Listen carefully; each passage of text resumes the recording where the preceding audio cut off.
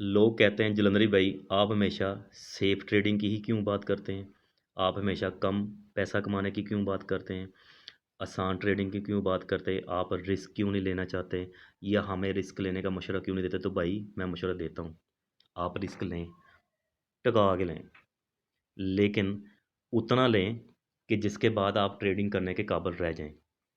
उतनी इन्वेस्टमेंट से लें जिसके बाद आप दोबारा से फिर इस मार्केट में एंट्री करने के काबिल हो जाएं।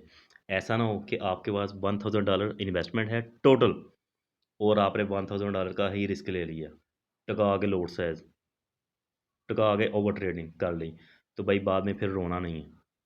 ठीक है, मैं रिस्क फ्री ट्रेडिंग का उन लोगों को मशवरा देता हूँ जिनके पास इन्वेस्टमेंट ही कम है, जिनके पास इन्वेस्टमेंट इतनी ज़्यादा है कि उनको उनके अकाउंट वॉश होने से फ़र्क कोई नहीं पड़ेगा। $200 $400 $500 1000 $2000 इवन कि $50,000 भी लॉस होने से फ़र्क कोई नहीं पड़ेगा। तो भाई वो रिस्क लें, डट के लें, मैं आपके साथ हूँ, टेंशन नहीं लेने का। और बताएं कोई खिदमत मेरे लायक।